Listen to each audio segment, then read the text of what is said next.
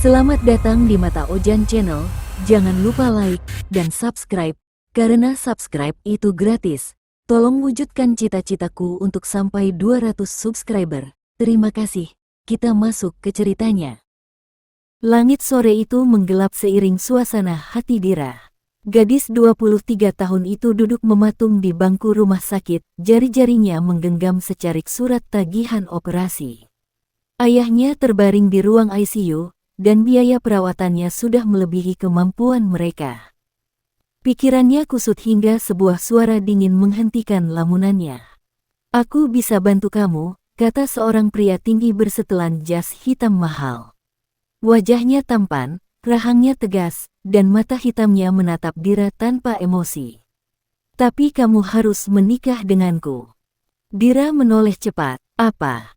Aku akan bayar semua tagihan rumah sakit ayahmu, dan kau akan tinggal bersamaku selama 1 tahun, sebagai istriku," ucapnya tanpa basa-basi. Itulah pertemuan pertama Dira dengan Arga Mahendra, CEO perusahaan teknologi raksasa yang terkenal kejam dan dingin. Pria yang katanya tidak percaya cinta, dan hanya peduli pada urusan bisnis. "Kenapa saya?" tanya Dira curiga. Arga duduk di sampingnya, lalu meletakkan sepucuk kontrak di meja kecil. "Karena kamu memenuhi syarat, tidak ambisius, tidak banyak tuntutan, dan kamu tidak akan jatuh cinta padaku." Dira tertawa sinis. "Kau sangat yakin tentang itu?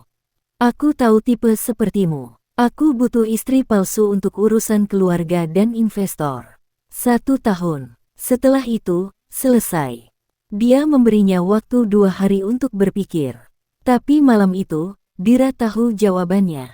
Tak ada pilihan. Ayahnya bisa meninggal jika menunggu lebih lama. 2 hari kemudian, Dira datang ke kantor Arga. Ia menandatangani kontrak yang ditulis dengan kata-kata dingin dan tanpa ruang negosiasi. 1 tahun, Tuan Mahendra. "Jangan pernah berharap lebih dariku," kata Dira, mencoba terdengar tegas. "Bagus," jawab Arga singkat. "Kita mulai hari ini." Dan seperti itu, Dira menjadi istri dari pria yang bahkan tidak ia kenal. Hidupnya berubah dalam semalam. Tapi ia belum tahu, dunia Arga jauh lebih rumit dan dingin dari yang terlihat. Rumah itu lebih pantas disebut istana. Dira menatap bangunan modern 3 lantai dengan jendela besar dan halaman yang luas. Di sanalah ia akan tinggal selama 1 tahun, sebagai istri dari Arga Mahendra. Dari awal, semua terasa seperti mimpi, atau lebih tepatnya, mimpi buruk. "Mulai hari ini, kamu akan tinggal di kamar sebelahku," ujar Arga dengan suara datar. "Kita tidak perlu berbagi tempat tidur. Aku tidak tertarik pada hal-hal pribadi." Dira mengangguk, mencoba menyembunyikan kegugupan yang merambat di dadanya. "Dan kita pura-pura bahagia di depan publik." "Benar, hanya saat ada media, klien, atau ibuku," jawabnya tanpa ragu. Dira mengangguk lagi. Ia pikir ia siap, tapi ia salah. Arga memperlakukannya layaknya karyawan rendahan. Tidak ada senyum, tidak ada sapaan ramah pagi hari. Bahkan saat makan malam, mereka duduk di ujung meja panjang yang sama sekali tidak terasa seperti rumah. Namun yang paling membuatnya terusik adalah tatapan mata Arga. Bukan karena dingin, tapi karena kadang pria itu menatapnya lama, seolah sedang membaca pikirannya.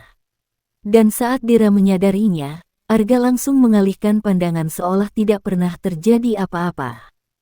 "Kalau kamu tidak nyaman, kamu boleh mundur," ucapnya suatu malam. Dira mendongak dari makanannya. "Kamu serius? Setelah semua ini?" "Aku tidak suka drama. Jika kamu tidak tahan, katakan saja."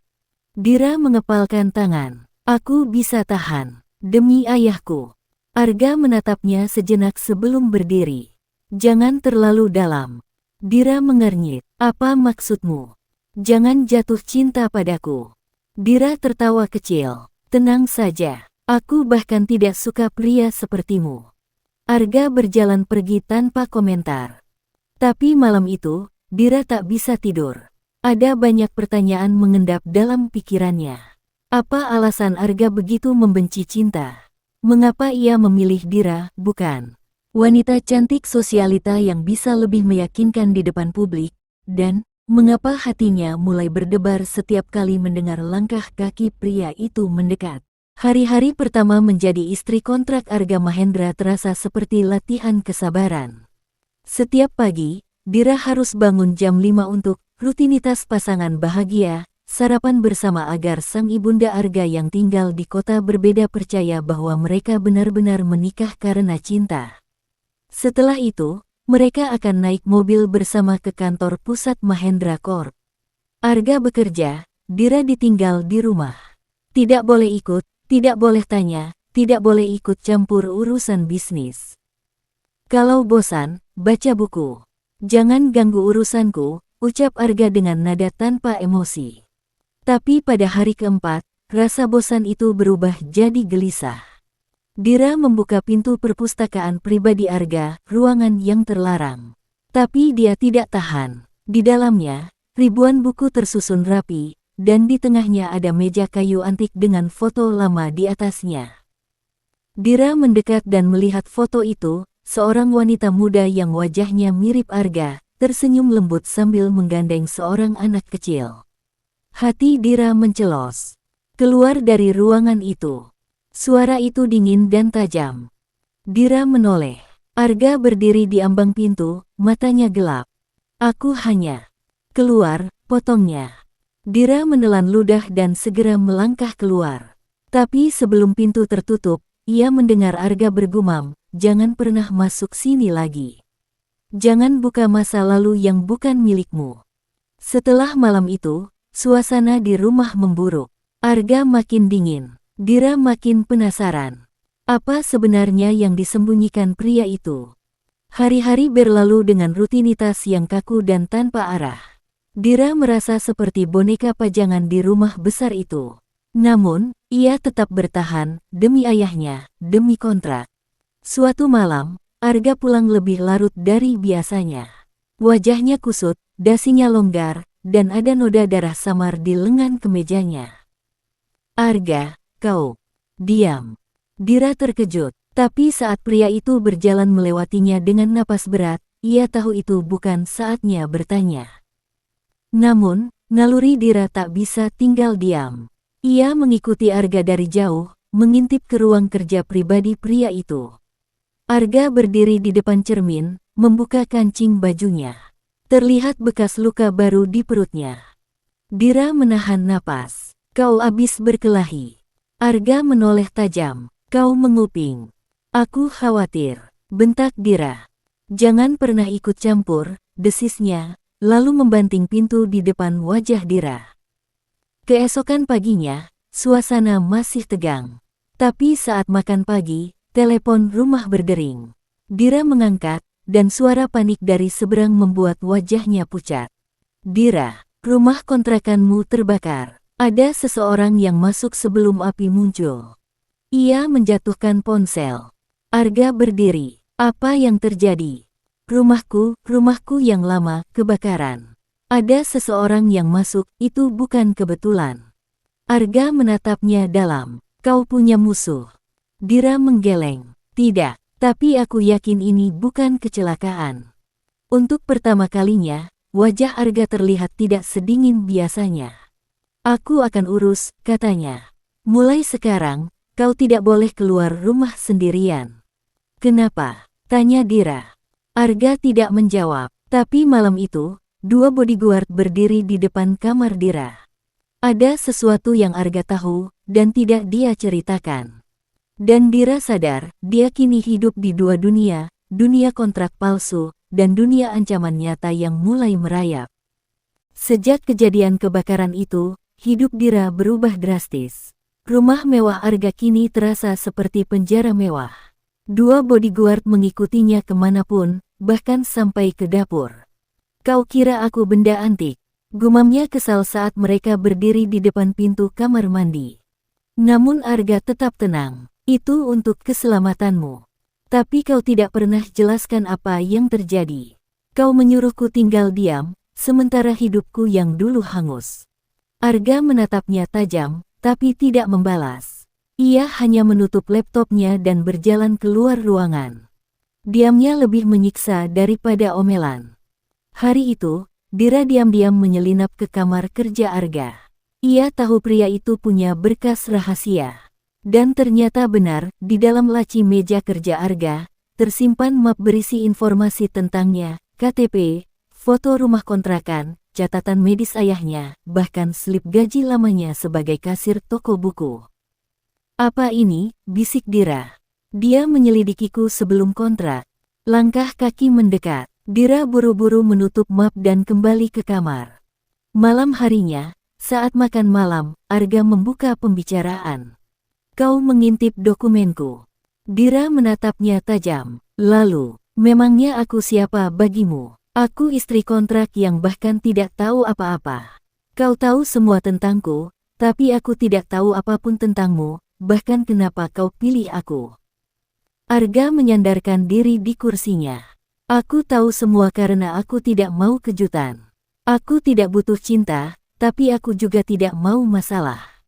Dan menurutmu aku orang paling tidak bermasalah?" Arga menatap langsung ke matanya. Untuk pertama kalinya, Dira merasa pria itu melihatnya, bukan sebagai alat, tapi sebagai manusia. "Kamu adalah satu-satunya orang yang tidak mencoba mendapatkan hatiku," gumamnya pelan. "Dan itu justru membahayakan." Dira tercekat. "Apa maksudmu?" Namun Arga berdiri. "Lupakan. Jangan terlalu dekat, Dira." Malam itu, Dira tak bisa tidur. Bukan karena kebakaran. Bukan karena bodyguard. Tapi karena kalimat Arga, kalimat yang justru membuat hatinya mulai tak karuan. Sejak malam itu, Dira mulai melihat Arga dengan cara berbeda. Ia bukan hanya pria dingin yang membayarnya untuk pernikahan palsu. Ia adalah seseorang yang penuh rahasia, dan mungkin terluka jauh sebelum Dira hadir. Namun Arga tetap menjaga jarak. Bahkan ketika ibunya, Madam Rania, tiba-tiba datang dari luar negeri dan menginap selama beberapa hari. "Kalian terlihat terlalu formal untuk pasangan suami istri," komentar Madam Rania sambil menyipitkan mata ke arah mereka saat makan siang. "Kau bahkan tidak pernah memanggil istrimu dengan nama Arga." Arga menatap Dira sekilas. Dia tidak masalah dengan itu. "Tapi aku masalah," sela Dira, mengejutkan keduanya. Madam Rania tersenyum lebar. "Nah, ini baru menyenangkan." Setelah makan siang, Arga menarik Dira ke taman belakang rumah. "Apa yang kau lakukan?" desisnya. "Berpura-pura terlalu sempurna malah mencurigakan, Tuan Mahendra. Kalau ingin meyakinkan ibumu, kita harus terlihat lebih hidup." Arga menghela napas, mengusap dahinya yang lelah.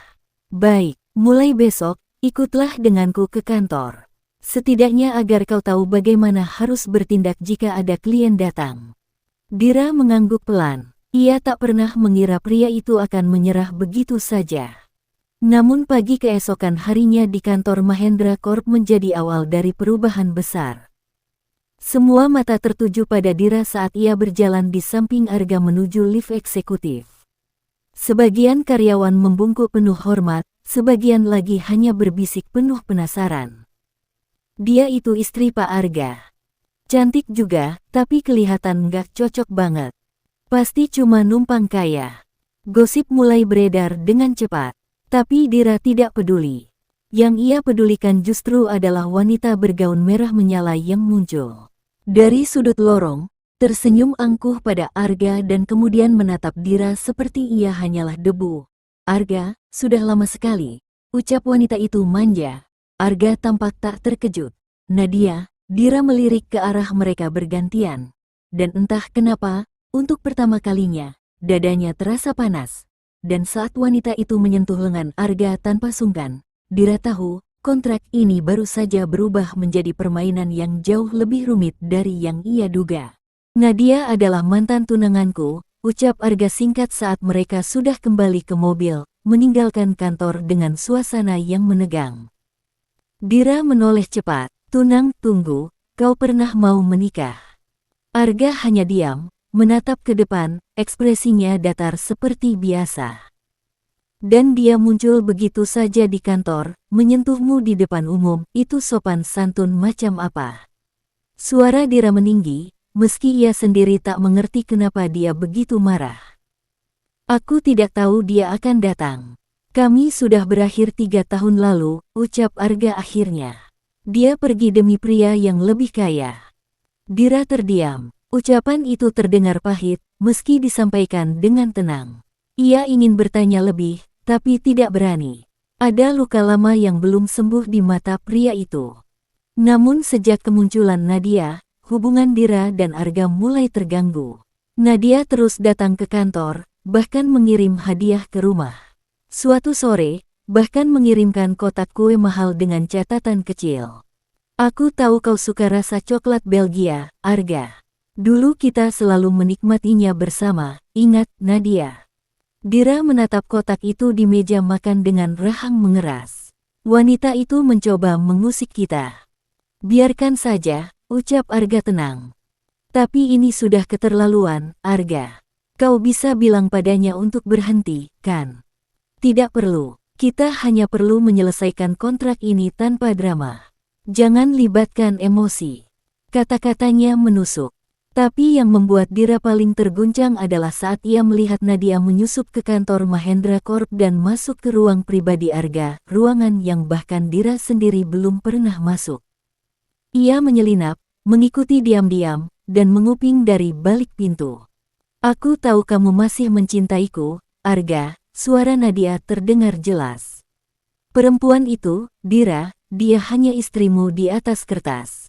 Kau tidak mungkin jatuh cinta padanya. Hening beberapa saat. Keluar dari ruanganku, Nadia, jawab Arga dengan dingin. Dan jangan ganggu istriku lagi. Dira menahan napas di balik pintu. Hatinya berkecamuk. Ada rasa lega, tapi juga takut. Karena jika Arga benar-benar melindunginya, itu berarti pria itu sudah mulai peduli. Dan itu di luar isi kontrak. Seiring waktu, Dira menyadari satu hal yang ia tidak duga sebelumnya, Arga yang dingin dan tegas itu perlahan mulai membuka diri, meski sangat perlahan dan hanya dalam momen-momen kecil. Suatu malam, saat hujan deras mengguyur kota, Dira duduk di ruang tamu dengan selimut, menunggu Arga pulang. Ia mendengar suara mobil berhenti dan pintu dibuka, tapi Arga masuk tanpa sepatu dan tanpa ekspresi dingin. Kau basah kuyup, ucap Dira sambil mengulurkan handuk. Arga menerima tanpa kata, lalu duduk di sofa dan memandang keluar jendela. Diam. Aku tidak pernah bilang terima kasih, ucap Dira tiba-tiba, karena sudah membayar biaya rumah sakit ayahku. Arga menoleh, sedikit terkejut dengan kata-katanya sendiri. Tidak perlu berterima kasih, itu kewajibanku. Tapi ia menambahkan dengan suara serak, aku juga tidak ingin kau repot, apalagi sampai terluka. Dira menatapnya. Ada kehangatan samar di mata pria itu, sesuatu yang belum pernah ia lihat sebelumnya. Mereka diam, hanya suara hujan yang menemani. Namun, pagi harinya, Dira menemukan secarik kertas kecil di atas meja makan. Tulisan tangan Arga. Jangan terlalu jauh. Aku mulai terbiasa dengan kehadiranmu. Dira tersenyum tanpa sadar. Tapi kemudian, bayangan Nadia kembali muncul. Si wanita dari masa lalu yang terus mencoba merebut perhatian Arga. Dira tahu, perasaan yang mulai tumbuh ini adalah jebakan. Ini hanya kontrak, bisiknya pada diri sendiri. Jangan jatuh cinta. Tapi hati dan logika seringkali tak sejalan. Hari-hari berlalu dengan ritme yang semakin aneh. Dira mulai merasakan kehangatan kecil dari Arga yang sebelumnya tak pernah ia lihat. Arga, yang biasanya dingin dan tertutup, mulai melontarkan candaan kecil dan komentar sinis yang membuat Dira tertawa. Di suatu sore, mereka berdua terjebak di lift kantor karena gangguan listrik. Ini sudah terlalu dekat, bukan? Ucap Arga sambil menatap Dira. Dira tersipu. Kau ini, malah bikin aku bingung. Arga tersenyum tipis, sesuatu yang sangat langka terlihat di wajahnya.